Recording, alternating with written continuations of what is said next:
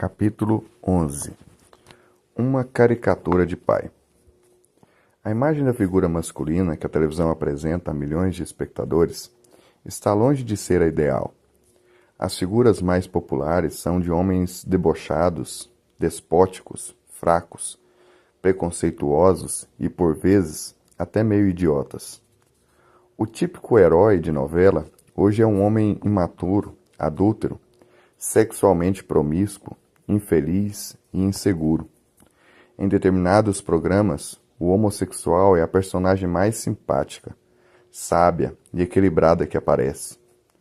Os filmes apelaram para a fórmula da violência, e o mocinho, o mais violento de todos, é quem sempre vence a parada no final. As imagens que entram em nossa mente vão formando a base da motivação de nossa conduta. Nós nos tornamos iguais à imagem que temos de nós mesmos e tratamos os outros de acordo com a imagem que temos deles. O feito de maior impacto que alguém pode praticar nessa vida é criar uma imagem. O outro é destruir uma imagem. Há várias décadas a televisão vem criando e destruindo imagens da figura masculina, com consequências desastrosas. Nossos filhos vêm sendo bombardeados por essa avalanche de caricaturas de pai, difundidas pela TV. Quer gostemos ou não, os homens mostrados nas novelas e filmes constituem exemplos de figuras de autoridade no lar. E a imagem de pai e marido que esses personagens masculinos, promíscuos, tolos, despóticos, estão passando é bastante distorcida. Essa imagem deturpada fica gravada na mente de nossos filhos e provoca neles ressentimentos, desprezo, rebeldia e zombaria. Certa vez, eu conversava com um homem que se mostrava exasperado com os problemas familiares e indagou: "O que mais eu posso fazer?" Seu filho estava lhe dando sérios problemas. Esse homem acreditava que fora um bom pai e dera aos filhos tudo de que necessitavam. Por isso, não conseguia entender a atitude do rapaz. Após uma longa conversa, concluí que ele era um dos milhares de pais do mundo de hoje que foram derrotados pelas forças que eles deveriam ter controlado. Aquele homem ignorava o poder da imagem. Era responsabilidade dele exercer certo controle sobre as imagens que o filho via na televisão. Mas permitiu que o garoto assistisse a tudo o que era exibido, e com isso deixou que outras forças introduzissem na mente dele uma imagem errada da figura de autoridade. Essas caricaturas de homens criadas pela televisão acabaram se tornando o modelo masculino para os nossos dias. Então, quando seu filho via no pai alguma falha, algum preconceito ou fraqueza, ele o identificava com a imagem gravada em sua mente pela TV. Confundia a imagem do personagem com seu próprio pai, e assim tinha para com este a mesma atitude que a figura de autoridade mostrada naquele programa lhe inspirava, raiva ou desprezo. Alguns pais se assustam com o comportamento dos filhos, e aí se conscientizam do enorme poder que a televisão exerce sobre eles. Outros já sabem disso há muito tempo, e por esse motivo que alguns grupos estão combatendo com tanta veemência certos programas de TV. Não nos esqueçamos de que a mola mestra desses programas é o amor do dinheiro, que é a raiz de todos os males. Quando alguém observa aos produtores desses programas que a influência da televisão sobre a mente dos espectadores é muito forte, eles não o admitem. Entretanto, esses mesmos homens cobram cerca de $300 dos patrocinadores por um comercial de 30 segundos, com o argumento de que o anúncio convence o espectador a comprar o produto que vê na tela. Mas ou é uma coisa ou outra. A televisão tem ou não tem essa força? Tem sim. Os Estados Unidos, como um todo, têm sido afetados negativamente pelas imagens distorcidas apresentadas na televisão. Nas últimas décadas, esse país tem vivido uma fase de transição. Nossa imagem, de nação virtuosa, de benfeitora dos povos do mundo, de defensora dos que sofrem com ditaduras escravizantes, passou por mudanças sérias por causa da televisão. A destruição das antigas imagens corretas na mente nacional vem causando uma enfermidade emocional e filosófica em toda a nação. Nossos jovens, principalmente, estão recebendo uma influência perniciosa. Um dos males mais sutis é a da síndrome do anti-herói, que acabou com os grandes vultos da pátria e nos deixou órfãos de modelos de patriotismo. Existe um provérbio que diz que Deus odeia aqueles que chamam o mal de bem e o bem de mal. E, no entanto, nas últimas décadas, essa perversão vem sendo disseminada não apenas de forma sutil, mas também abertamente. A imagem do herói pode constituir uma forte motivação para um rapaz. E uma jovem também pode se sentir fortemente inspirada por essa imagem, associando-a ao homem com quem pretende casar-se. Durante toda a nossa existência, temos de ir reajustando o que é ideal ao real. E a defasagem entre o real e o ideal que determina nosso grau de frustração. Mas ainda assim, nossos jovens precisam de heróis, modelos ideais de vida, de caráter positivo, que possam influenciá-los para o bem. E como é que poderemos modificar essas imagens negativas dos anti-heróis? Deixando que Deus substitua as imagens que se acham gravadas em nossa mente. Hoje em dia, mais do que em qualquer outra época da história, os homens precisam saber como era o homem original que Deus criou, e empenhar-se em deixar que o Senhor resgate neles essa hombridade, segundo a imagem de Cristo. Adão foi criado à imagem de Deus. Era o modelo perfeito do homem. Sua hombridade, entretanto, foi maculada pelo pecado. Mas Jesus Cristo veio ao mundo na condição de segundo homem para restaurar ao homem sua imagem original. Cristo veio como a expressão exata, Hebreus 1:3, de Deus, a fim de revelar sua graça e verdade. E ao mesmo tempo que revelava a glória de Deus, Jesus declarou que poderíamos nascer de novo, e assim receber em nosso espírito a própria natureza de Deus. Disse que poderíamos experimentar a renovação da nossa mente e a regeneração do coração. A partir desse novo nascimento, nossa vida seria de tal modo transformada que as coisas antigas passariam e se fariam novas. Sem Jesus Cristo, é impossível o homem voltar a ter a imagem de Deus, ou ser feitura dele, criado em Cristo Jesus para boas novas. Efésios 2:10. Mas com Jesus é possível, e muitos hoje estão tendo essa experiência.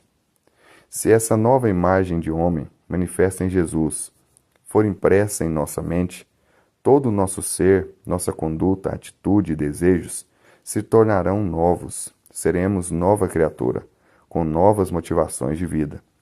Certa vez, quando eu me encontrava no aeroporto de Cleveland, encontrei-me com um conhecido escritor e conferencista evangélico. Conversamos informalmente por alguns minutos, reaquecendo uma amizade antiga.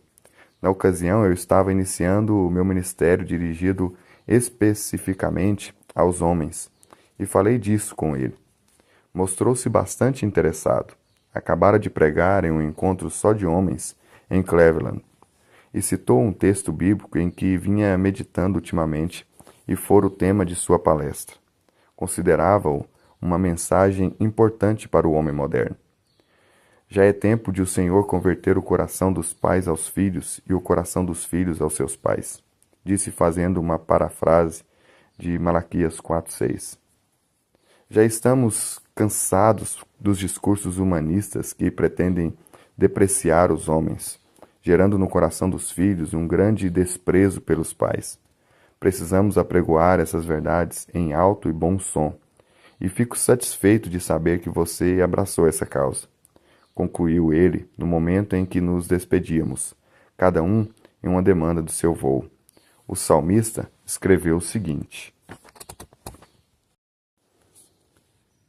Tomarei bastante cuidado para andar sempre pelo caminho certo, mas para isso preciso muito da tua ajuda. Quero começar pela minha própria casa, tendo sempre um coração puro e sincero. Não quero ter interesse por coisas más. Odeio os atos de quem se afasta da tua lei e não me juntarei a essa gente. Não quero ter um coração inclinado para o pecado. Não quero ter qualquer ligação com o mal. Castigarei a quem fala mal de seus conhecidos pelas costas. Não ficarei junto de pessoas orgulhosas e egoístas. Procurarei encontrar pessoas fiéis a ti. Esses serão meus companheiros, os amigos que receberei em minha casa. Meus empregados serão pessoas que andem pelo teu reto caminho. Nenhum mentiroso ou ladrão ficará muito tempo em minha casa. Não permitirei falsidade na minha presença. Salmos 101, do 2 ao 7. Parece-me ver aí um recurso que Deus dá a todo pai cristão para se livrar da caricatura de pai produzida pela televisão.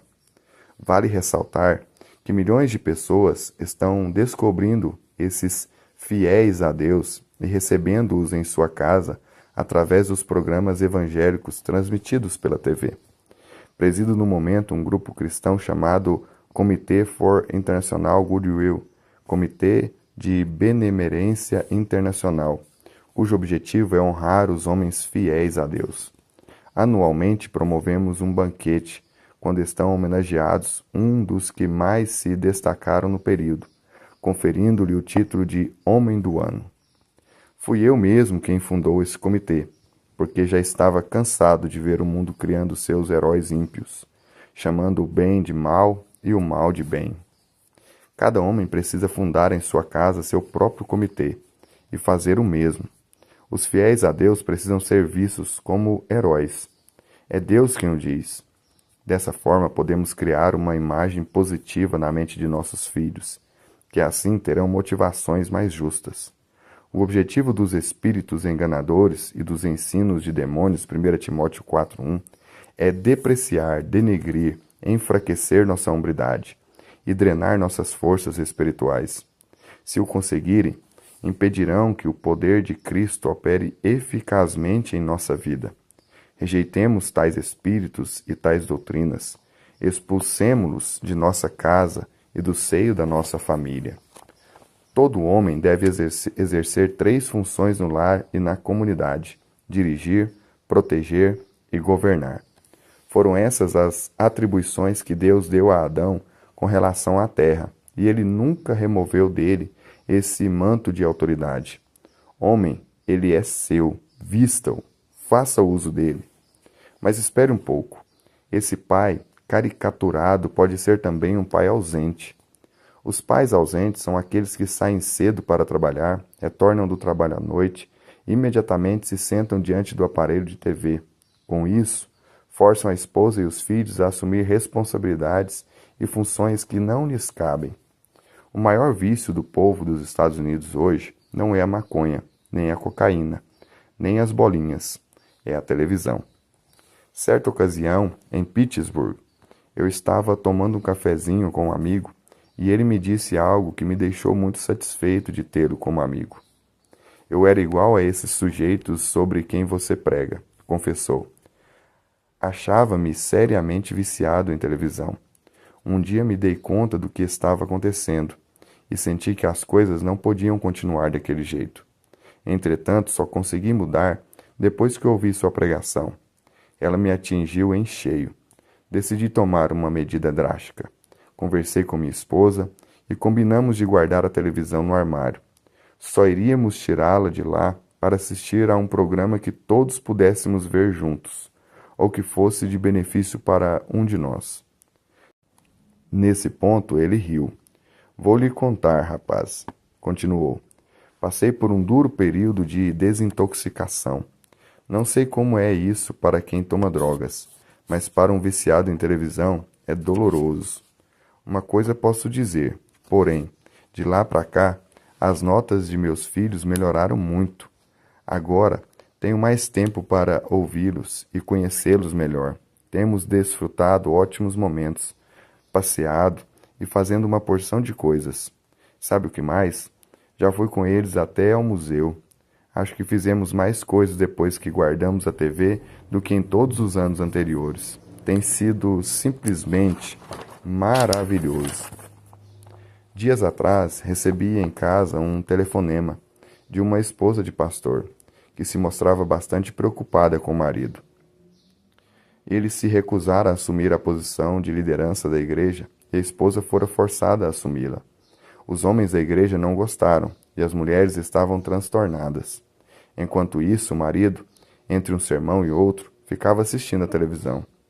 Reconheço que pode ser um caso isolado, mas realmente existem pastores assim. Qual é pior, a caricatura do pai exibido na TV ou o que vive sentado na frente do aparelho? O melhor pai é aquele que usa a televisão para trazer os fiéis da terra para dentro do seu lar. Será que ainda existem homens fiéis em nosso país? Existem sim, apesar de tudo o que a televisão tem dito contra eles. Mas a imagem de homem popularizada nos Estados Unidos ainda precisa melhorar muito. Muita gente vê os Estados Unidos como um grande país simplesmente por causa de sua riqueza. Mas o que produziu essa riqueza foi a retidão dos homens e mulheres do passado. Os homens, as famílias e as nações são grandes por causa da sua retidão e não por causa de sua riqueza. São os homens que constituem uma nação. Se eles forem grandes, a nação também o será. Se os Estados Unidos quiserem voltar a ser um grande país, é preciso que seus homens voltem a reconquistar sua hombridade.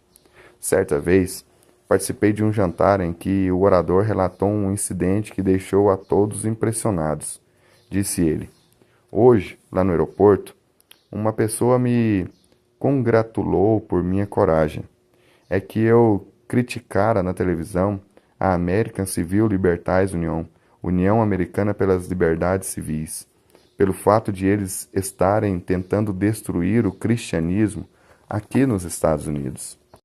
Aquele homem disse-me que, alguns anos antes, ele os censurara publicamente em seu próprio programa de televisão, e eles revidaram.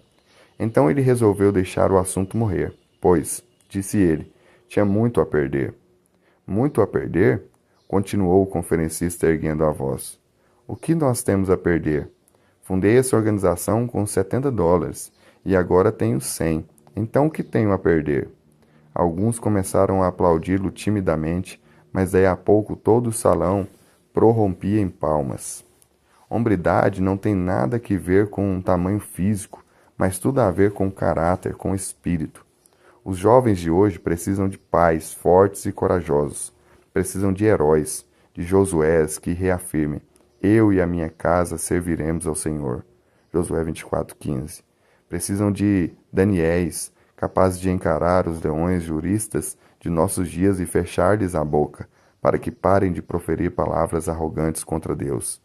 E M. Bonds disse o seguinte: os métodos de Deus são os homens. Enquanto os homens procuram melhorar seus métodos, Deus procura homens melhores. E Ele os está procurando neste exato momento. Você se habilita?